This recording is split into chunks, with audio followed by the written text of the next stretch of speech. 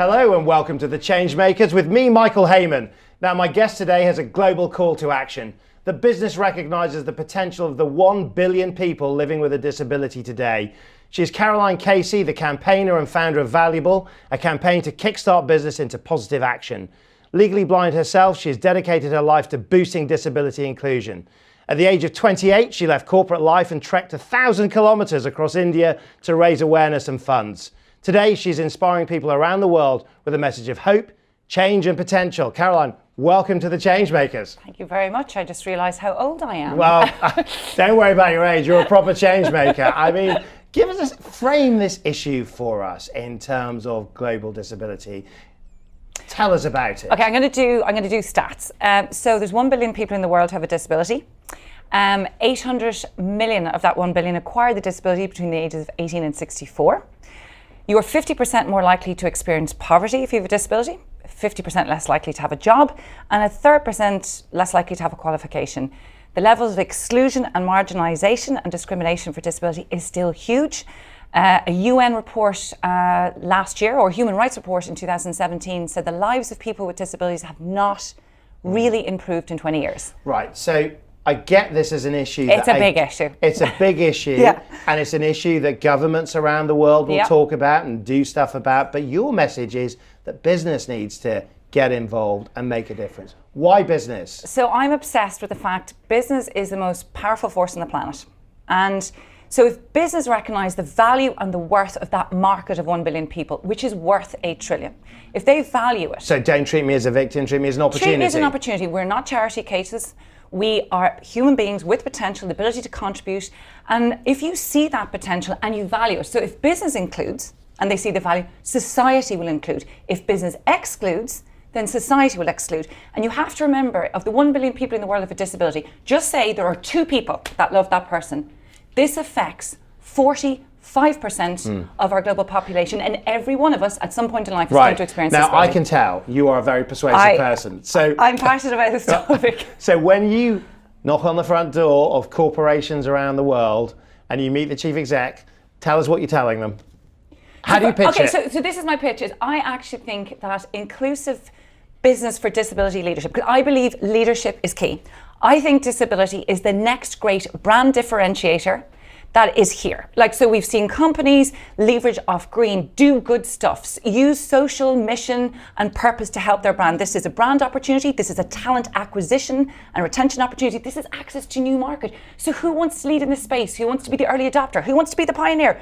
This is a 1 billion opportunity. Right, good pitch. But obviously, as any good entrepreneur knows, is that quite often they're dealing with the problem of no. So what happens how do you turn that into, I get it in top line terms, but it's very difficult for me to do anything about this as a chief exec. What do you ask them to do? So why don't we just point to all the great ways that business have handled problems of social change before?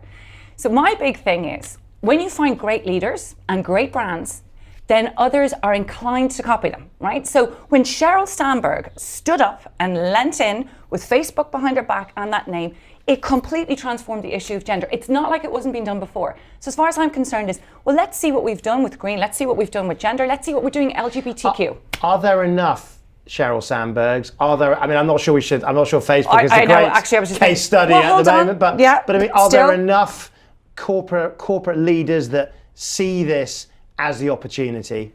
We see not yet, because I think disability has been framed traditionally as a charity or a medical or a sympathy issue, rather than seeing this opportunity, a market-based model. And our job right now is we're not just talking about the employment of people with disability, we're talking about the full supply chain, suppliers, members of the community, talent, consumers. This is a supply chain issue. Do you ever get passed over to the CSR department? I'd CSR, imagine that's not a great department for you. So for me, I do not think disability is a D&I issue, a diversity inclusion issue. I honestly believe this is a leadership issue, it is a brand issue, it is a culture issue, it is a market issue. Now, the only way we can get this to happen is we look at some brilliant companies out there who are leading in this space and say, can we have more of this, please? Channel 4. Look what Channel 4 have done. We're sitting here having an interview, TV. Channel 4 transformed the way the Paralympics was presented to us.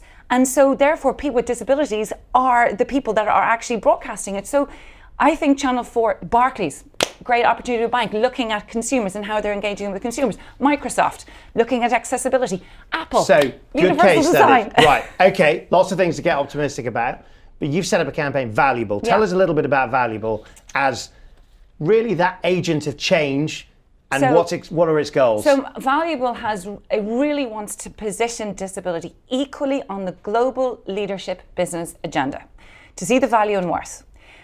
I really fundamentally believe if we have leaders talking about this in places of influence like Davos, so what Valuable wants to see in the next year is 500 companies tabling disability on their board agenda. I want to find 5 Sheryl Sandbergs, and I want this main stage Davos 2019. So qualify the 500. Any 500? A big 500? What are they? Fortune? I would like to see 500 global companies? brands, but it Global doesn't have to be the brands. global headquarters. It could be the UK headquarters of a global brand. And we also do need to see medium-sized business as well, because actually a lot of the great action happens in small and medium business. But to make this critical and to move, we need to put this on global business agendas. But it's interesting. I mean, you make the point rightly about things like the Paralympics, people getting really behind them. I mean, we all remember London 2012, how exciting it was for this city to be part of that movement. But in terms of the shift, the nudge, the tipping point that it takes to get that from great big marquee type occasions onto that boardroom agenda, what has to happen? Well, there's a few things. First of all, we need to highlight the best practice that already exists at small, medium and large companies. It does exist. And we need to shout about that positively and say, look, it can be done. But the critical thing for me, the thing that I think is going to move the dial, is when I have a CEO sitting in this chair saying, you know what, I want to do something about this. When I find the Paul Pomans, who actually stood up with us at One Young World. But I've got to say to you, the only way we can do that, we would like to commission global research about the disability experience of leaders in the top 100 companies in the world. So you mentioned One Young World as the Global Youth Forum. You've spoken there. In fact, you were there in Colombia and you did a fairly remarkable horse trekking journey. Tell us a little bit about that and tell us what the message was that you gave at One Young World. Well, the messages are all still the same, and but you have to understand this is very personal to me. Yes, I can and see I that. really understand the dynamic. I actually am registered blind. I can't see you. I mean, I can't see you from here. It was at 17 years old that I found out I was registered blind. My parents knew I was when I was young, but they brought me up as a sighted child because they did not want my life limited by a label of disability. So when I discovered that I had a disability at 17, I did not want it, and I hid it for 11 years through business school, even when I got into Accenture. Okay, I want to come back to One Young World in a minute then. Because I mean, I think you've raised a really big point, which is that you led a life. Yeah, I did. Where effectively you had to basically tell people things that weren't the truth. I mean, how was it like living that life? I mean, you went to work at Accenture, one of the, a great company. A great company. It was a brilliant company. But but nobody knew. No, because this was, you got to remember, I graduated from school in 1989 and then from college in 1997, and like, I mean, when anybody goes to an interview, do you shout about what you're not great at? So for me to say that I was, but presumably you blind, now feel that this is part of what makes you great, isn't it? It's part of your driving passion, isn't it? Well, I can't. I am who I am. But I will say that my sight is just a metaphor for many of us who carry things. You know, I believe what we should be aiming for is universally inclusive cultures where every human being that comes into our business can reach their potential as they are, authentically as they are. Yeah. My disability, I hid it because I didn't want you not to give me a job, because I would think might think about me, that's tricky. Don't want a blind person. What was the moment for you when you realised I can hide this no longer? It was coming a long time. You know, from 17 to 28 is 11 years. And I used to think if I worked harder and it was funny, I could distract. It became exhausting. I was 11 years doing it, and I had done really well. It's extraordinary, right? No, it is extraordinary. And I sometimes think, is that true? Yeah, it is true. It's my story. But I don't think it's more extraordinary than a lot of people who carry secrets inside to try and fit in and to be accepted and to belong. I think this feeling of belonging is very real for all of us. And vulnerability is very difficult, and to admit that I couldn't see would be very vulnerable. But that tipping point happened in October of 1999, when actually I had damaged my sight further because I wasn't seeking help. And life had become very, very difficult. And I think more importantly, my father had also brought me up to be myself, and I knew I wasn't being myself anymore. I couldn't keep the lie up. So it was It was quite really a soulful heartfelt. thing. Yeah, it was that actually really, you had yeah. to do something. Yeah, So I just didn't like myself anymore. talk about turning that secret into your driving campaign, your true north, if you will, in terms of at what point did it suddenly turn into actually, I'm going to do something about this? You know, sometimes, I don't know if this is your experience, but even when you've written your book Mission, I think sometimes this stuff chooses you. You don't really have a choice. There's a brilliant Leonard Cohen quote about it's the cracks where the light gets in, and I think in a tough time, something brilliant can happen. And in my coming to terms and coming out of the closet as somebody who was registered blind, I don't know, it's just I realised that I had discriminated against people with disabilities by not owning my own. And so that's when I decided to do this huge childhood ambition, because I was told to take some time off work, and I'd always wanted to be Mowgli from the Jungle Book. And I was a massive fan of Mark Shan's Travels on My Elephant, and so I decided, well, I'll be Mowgli from the Jungle Book and go from a management consultant to an elephant handler, and I travelled 1,000 kilometres across India on the elephant. And that's what began this. And so tell us about Colombia. I mean, we mentioned One Young World. Just tell us about the trek first that you guys So I took. started this journey off with 1,000 kilometres across India on an elephant, which gave me a platform to learn about disability and how we could change that narrative. And after 17 years doing it, I'm 46 years old now, and I'm so impatient, and I wanted to have a global campaign on disability in business, which Valuable was. And I'd also, as well as wanting to be Mowgli from the Jungle Book, I wanted to be a cowgirl. So I had this date at One Young World, main stage, Bogota, in October, and Kate and Dave, and I said, please give me main stage for my campaign. And they said, okay, but don't be boring, because you're on just before Cher. And I said, I promise you I won't be boring. Just before Cher. So just before Cher. And I went, okay, I won't be boring. Well, I'll do another. Oh, you didn't sing. No, I didn't. So to get to that main stage, we launched our campaign Valuable in Colombia, and we trekked 1,000 kilometers from Cartagena to the main stage in Colombia and Bogota. Right, so you on did horseback. It on horseback. Yeah. What an extraordinary achievement. It was an extraordinary, it wasn't a great achievement that way. What it was an extraordinary opportunity to see that disability, whatever part of the world that you're in, people are living with disabilities, and this needs to have global attention. So you finish that trek, you get onto that stage at One Young World. Yeah. Tell us what you told the delegates.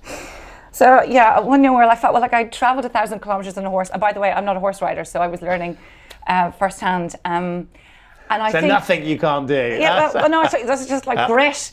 And I got on that stage, and I knew that Cher's people were looking at their clock going, get your one off.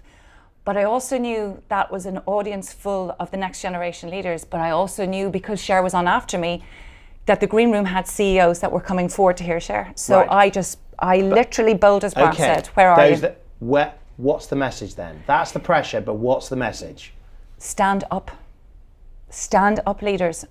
Stop telling us we're inspiring. Stop saying this is a good day. If you really want to lead in this century, in this time, and you really believe in good business, in conscientious business, in serving the community to which you operate, and we need business leaders to stand here to recognise 15% of our global population, 1 in 7 of us, 1 billion, we need the Sheryl Sandbergs and Paul Pomans for this issue. And Paul Poman stood on the stage, which was amazing. Caroline Casey, we're going to have to leave it there. What an inspiring story. Thank you, and good luck with the Valuable campaign. Thank you. One word for that. Wow! The campaigning Caroline Casey with a message to inspire action the world over. Living proof that even the most ambitious journeys start with a first step, or elephant trek, or saddling up for an epic adventure. But to win through, Caroline needs more people to share the journey, and that's where business comes in. This means approaching disability as a billion opportunities to realise and the potential for companies to make a difference. It's a call out that can only succeed if it gets an answer from 500 powerful firms with the resources to act. If Caroline's story tells us one thing, it's that the intention is great, but it's deeds that matter.